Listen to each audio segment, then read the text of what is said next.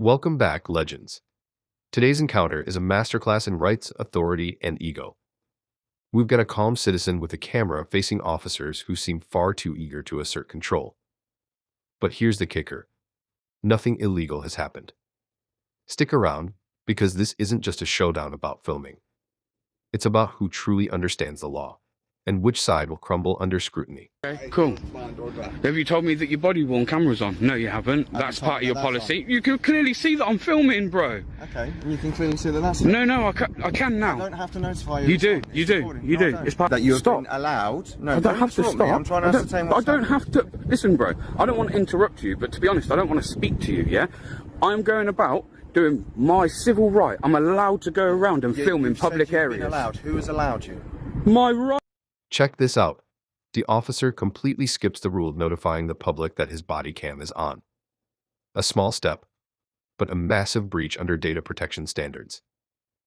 Transparency builds trust, and trust is the foundation of policing. By ignoring this, he signals that rules are optional.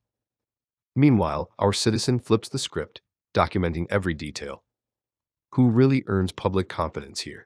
Don't do this to yourself. I literally just on my way to taking someone to professional standards for exactly the same thing. Okay. Trying to trump up charges that aren't there. Yeah, which is no. Listen, no. I'm not saying that you are.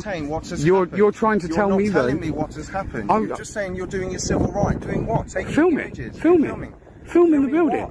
The building. Amazon. Look at this place. It's huge. I know it's huge, but why? What's the reason why? Because I like to. I don't have to tell you that. No, I'm just trying to understand why. But I know. But I'm going to stick to it. I don't have to tell you that. And that's, you can say that being as awkward. Here's the legal bombshell. The officer insists he has a right to know who is filming.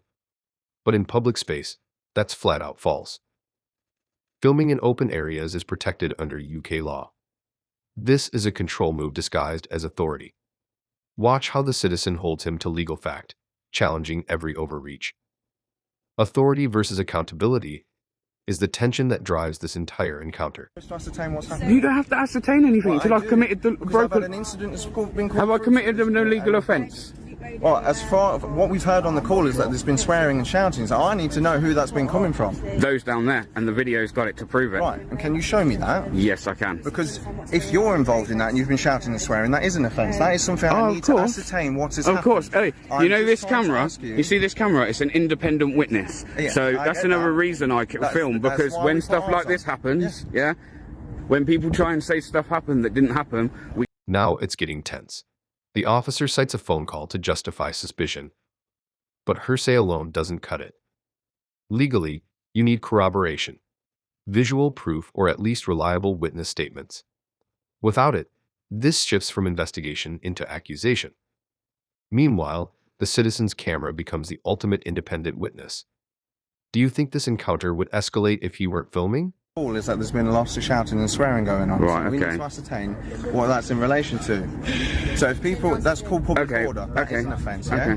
And I'm here to try and ascertain what has happened. You're not being very forthright with me, and I understand why, because I don't have to. Because I don't have to. No, but I have to ascertain what's happened. Yeah, but I don't have to still tell you, bro. This is what I'm like, until I commit an offence. Okay. Yeah? And you're saying a public order offence, yeah? An offence has been committed. Where is the person that feels harassed, alarmed and distressed? Where are they? Who are they? You have to have a complainant. Where's the complainant? No, it doesn't. Where's the complainant? No, it has to be an assumed person. A person of reasonable firmness. You think you know your legislation, but if you do... That's all you guys want to deal with is legislation. What about what you swore to when you took up your job? Wasn't that under common law? Most of that's under common law, isn't it? Wasn't under common law. Right. My granddad, yeah, was a very well-respected inspector in the police force, yeah? Right. I don't care. You guys still just swear by it. Of legislation, I know that... swear by common law. There are other pieces of legislation that we swear by. Okay. I'm still trying to ascertain what has happened. Now, what I'm saying... And I've told you, what's happened is I've done some filming and they haven't liked it. And I'm telling you, we are aware that a public order incident has taken place. No, how are you then? So who was it by? So I don't know that. I'm trying to ascertain that from yourself. You are reported to be involved. I've come here. I'm trying to ask. Notice how the conversation shifts to civil boundaries. Even if the citizen steps near a property like Amazon, that's a civil issue, not criminal. Officers are careful here because overstepping into criminal accusations without basis can land them in hot water. It's a subtle dance between lawful access, filming rights, and avoiding unnecessary confrontation. And that you're now lying. You're lying because I was filming at the time when that call apparently would have come through. You've just said on your no, yeah, I've caught that I haven't. No, it would have been them because it hasn't come from me. So if there is swearing on this footage, yeah, it's going to come from them. It won't be coming from me. But I don't know that. Okay. You're not showing me and even that, even this footage now, I don't have to, but I will. I will just because I can't wait to prove you wrong. Showing me anything to the contrary. Okay. Also, I want to know that hang on, before I show you anything. Public order offence has been committed. Right. You can hear it on the phone call. Yeah. Swearing and stuff is taking place in public. Yeah. Now you're saying you can prove that it's not you because you have video. And if it proves that it's them, are you going to go and deal with that? I'm going to go have a chat with them afterwards. Straight up, because I'll be following you to make sure that you do follow it up. Because I know how this works. If I'm swearing in here, you're going to deal with that. But if it comes back that they're swearing in it, you won't deal with that. I ain't stupid. This happened to me the other day. This happened to me the other day, bro. Like I say, to be honest, I want to go about... Here's the pivotal moment. The question that separates casual questioning from official detention. The officer dodges giving a straight answer, which is risky. Legally, if someone is detained, the reason and legal basis must be stated immediately. By avoiding clarity, the officer risks creating what could be seen as an unlawful detention. This back and forth exposes the raw power imbalance. One man demands clarity, the other hides behind ambiguity. Till an offence has been committed, I do not have to give it you. Has been committed. No, it hasn't. No, it hasn't. You turning up and saying an offence has been committed doesn't mean one's been committed. No, it hasn't been committed, and you've just confirmed it by saying you've got footage of it on your phone. Oh, wow! You've literally just confirmed by saying I've got footage of that offence happening, a public order offence. Okay. Haven't you? You've just said that. Okay. I said so actually. What I actually meant in that. What I meant in that is the footage here will show that I didn't at any point swear.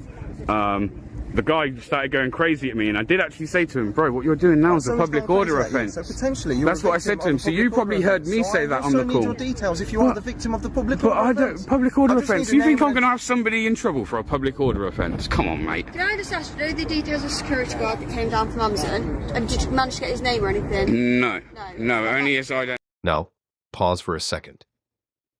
If you were in this situation, would you stand your ground like this citizen, or play it safe and comply? This is the reality of knowing your rights versus navigating authority.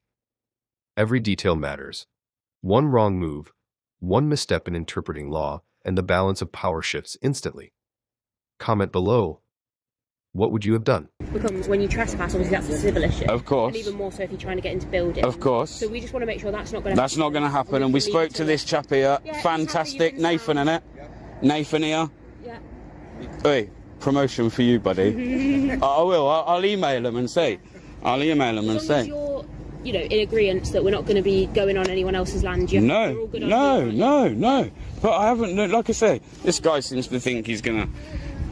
I don't know. You're not having my details. You're not having them. You might be able to take my mates. This encounter perfectly illustrates the tension between authority and accountability, highlighting the importance of transparency, evidence, and public rights.